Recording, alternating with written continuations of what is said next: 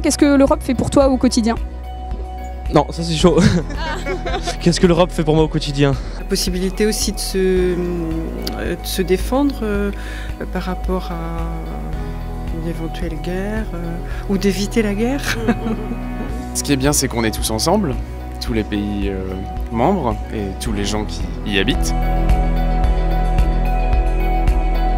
L'Europe en général, pas assez sociale. C'est l'Europe de l'argent, c'est pas l'Europe humaine, c'est une Europe qui ne sert pas les peuples, qui sert les intérêts financiers. Je ne sais pas si c'est l'Union européenne ou si c'est le gouvernement français, mais il y a des choses qui sont faites. Alors, qu'est-ce qui vient du gouvernement français, qu'est-ce qui vient de l'Union européenne, je peux pas quantifier. Ce qui est pas bien, c'est qu'on y est tous ensemble, tous les gens qui y habitent. Le Brexit avec l'Angleterre étant un exemple aussi de l'effet négatif de l'Europe.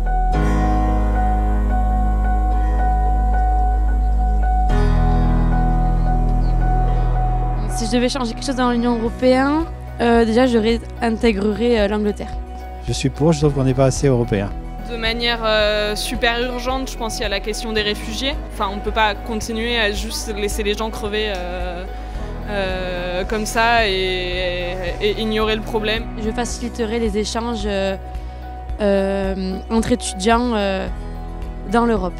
Et bah alors ça dépend de ce qu'on met derrière les noms Union Européenne. Donc sûrement il va y avoir des choses positives et des choses négatives, quoi. Voilà, il faudrait que je épluche un petit peu le sujet. Tout le monde se pose des questions sur l'Europe. Il y en a qui aiment bien, il y en a qui n'aiment pas. Mais rares sont ceux qui arrivent à avoir une information fiabilisée, objectivée de ce que c'est l'Union européenne et comment elle fonctionne. Au Centre d'information Europe Direct de Pau et des Pays de l'Adour, on a souhaité monter le projet Parlez-moi d'Europe Tour pour aller vers les gens, pour justement expliquer l'Europe, comprendre leurs attentes, leurs interrogations, leurs craintes et les mettre en situation d'échanger. On n'est pas là pour apporter des réponses, on est là pour les amener à réfléchir et à poser leurs questions, questions adressées à des députés européens, bref, à celles et ceux qui nous dirigent en Europe. Nous avons réalisé 90 animations réparties sur 30 journées dans 30 villes de Nouvelle-Aquitaine. Pour déterminer les contenus de ces actions, de ces journées, une enquête a été diffusée au préalable pour questionner les citoyens et identifier quels étaient les sujets qui leur tenaient les plus au cœur. 12 vidéos capsules, c'est-à-dire 12 vidéos d'informations sur ces sujets, ont été donc réalisées et exploitées tout le long du projet pour informer. Dès novembre 2017 à avril 2018, 30 journées mises en place.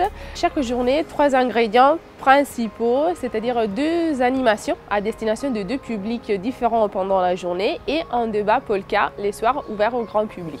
30 débats polka, politiques kawa, qui ont permis aux citoyens participants de réfléchir, échanger, discuter, débattre autour des thématiques qui étaient proposées à chaque fois. Quel plan B pour l'Europe, transition écologique, l'Europe s'engage, Schengen, accueil de migrants. Et donc à chaque fois, la thématique est lancée en début du débat et à la fin, ils ont pu remettre ensemble les retours de leur discussion pour clôturer, conclure les débats. Qu'est-ce qu'il faut changer dans cette Europe? L'harmonisation des politiques sociales. Qu'il y ait peut-être plus d'échanges et plus de transversalité, plus de coordination. Parce qu'aujourd'hui, on parle de l'Europe, mais chacun fait un petit peu ce qu'il veut dans son coin en fait. Si on a une diplomatie mais qu'on n'est pas capable de soutenir ses actions par une présence militaire, on est peu crédible en fait. Peut-être plus de justice entre les pays, entre les différents pays, les pays pauvres, les pays riches, peut-être plus un travail par rapport à plus d'égalité. Je crois qu'il y a du travail. Alors on le voit, énormément de choses sont sorties de ces débats polka, plein de recommandations, plein d'envies, plein d'idées qu'on va faire remonter aux députés européens et puis on va leur adresser aussi des courriers d'une manière un peu particulière, des vidéomatons. C'est quoi? C'est une caméra, une personne, une question, on filme et on l'envoie à un député européen ou à des députés européens pour que ceux-ci apportent la réponse à la question qui est posée. Toutes les réponses, tous les vidéomatons se retrouvent d'ailleurs sur notre site web.